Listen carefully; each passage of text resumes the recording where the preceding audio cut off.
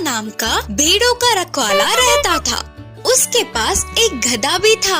अक्षया रोज उन भेड़ों को चराने ले जाता था। उधर उन्हें भरपूर घास चरने को मिलता था। उन भेड़ों के साथ ही गधे को भी ले जाता था। भोजन पानी के साथ दूसरे सामान भी गधे से उठवाता था, पर गधे को वह काम करना बहुत मुश्किल लगता था।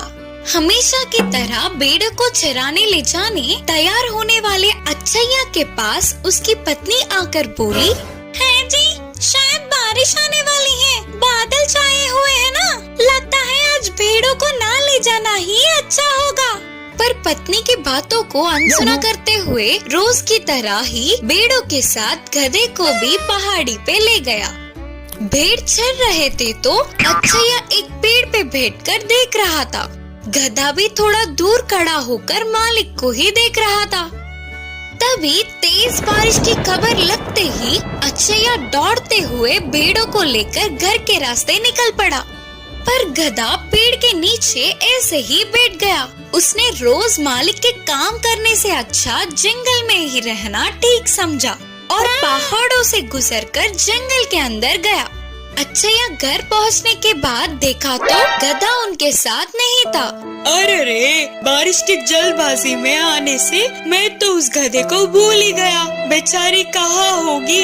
पत्नी ने समझाते हुए कहा, कहीं नहीं जाएगी, कल आप चराने जाओगे ना, तब ढूंढ लेना। उस दिन रात को अक्षया को नींद ही नहीं आ रही थी। अगले दिन भेड़ों को चराने ले जाकर गधे के लिए पूरे पहाड़ी पर ढूंढने लगा, पर वो कहीं नहीं मिला। बेचारा गधा शेर या बाघ का शिकार हो गया होगा, बोलते हुए रो पड़ा। जंगल में जाने वाले गधे को वहाँ के हालातों ने डरा दिया। जंगल में नहीं थी ना, इसीलिए और अंदर गए तो कहीं उसे कोई जानवर वार करके मार न दे करके वो अपने प्राणों को हथेली में रखकर बिताने लगी। ऐसे डरते हुए जीने से अच्छा वापस मालिक के पास जाना ठीक है सोचकर तुरंत ही जंगल से पहाड़ों की तरफ चलती गई। शाम तक गांव में आने वाले गधे को मालिक का घर याद नहीं था। हर एक दिन मालिक के नए काम करने पर रास्ते को भी याद नहीं रख पाई। तभी अचानक एक घर से, इस गधे को मैं नहीं देख सकता, बोलते हुए बड़ी आवाज आई। अरे मेरे बारे में ही बात कर रहे हैं, मतलब ये मेरे मालिक का ही घर होगा। उसे घर से बाहर आता हुआ रामैया ने उसे देखा। उसके मालिक नहीं है सोचकर दुखी होकर फिर से आगे बढ़ने लगा गधा।